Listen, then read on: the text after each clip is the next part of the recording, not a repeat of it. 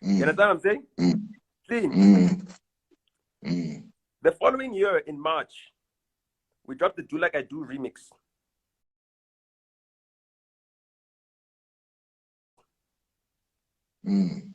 Featuring Ricky Rick first verse, El Tido, Reason, Nadia Nakai. We're trying to bring all Kwaito sound. We're trying to do what Ricky managed to achieve with the Amantombazane remix. We're trying to achieve that with the Do Like I Do remix. The first thing I said about the Do Like I Do remix, I said to Slick, let's not have Flabba rap another verse on this remix. You know why I said that? Because on the original, Senzo rapped 2 verses. Oh, I see. So okay. I knew that he didn't have a 3rd verse in him. And you have to know that, though.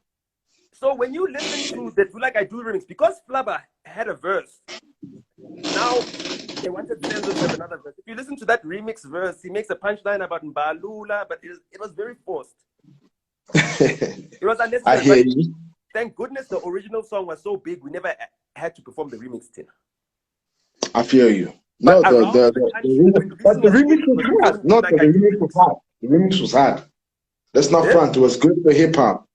The remix was hard and it was good for hip hop. It was good for hip hop and it was giving everybody was hot. El Tito was gigging, performing the song. All that type of But I have a question. Can I ask you a question? I just want to say, the only time Cash Time had other niggas hop onto this sound was Sorry Makhe. Sorry Makhe was a song that was created when myself, Younger Chief, and Kid X went to Cypher's studio to work on it. I even helped write the hook on that song. Really? That Abash. On Sorry Makhe. That was a smash, bro. That Abash. That was a smash. That was a smash. That was me, but it's fine. I don't have any publishing credits on that song. It's fine. Because what happened is that Cash Time heard the song, right? Because Alcido went to the studio and heard the song, and then he put a verse on it.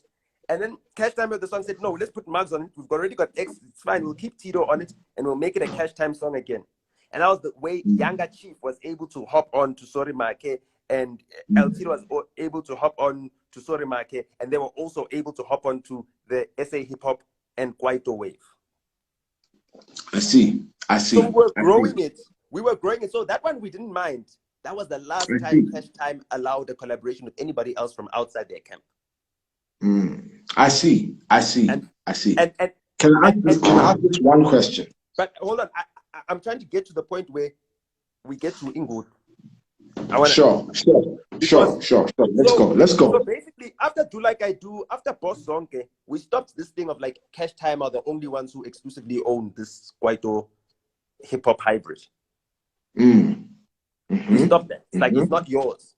And to be quite honest, we already had a Kwaito hip hop hybrid with Kid X on it before Karakara even dropped with Tulu Jive.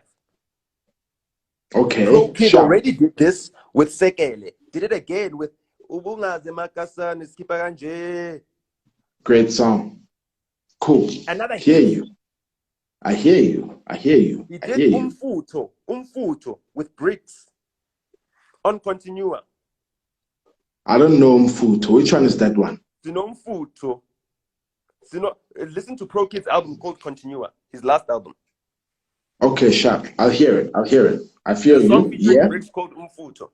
But Ish, I don't know. Yeah, Ish. Bricks. Yeah, let's leave that. Yeah. So all I'm saying is that we were trying to move it so that everybody in hip hop could eat, because we felt like if hip hop rises, all of us will get a bigger bag. All of us will benefit. Sure. Whereas these niggas were trying to be on top of everybody. They're like, no, Cash Time must rise, and then all these we stun everybody else. And that's why it fizzled out. By the time they did Basop, it was like, guys, we've heard you guys rapping amongst each other 5,000 times already. Now we're done with that. If you guys featured other artists and expanded this thing, it would have been better.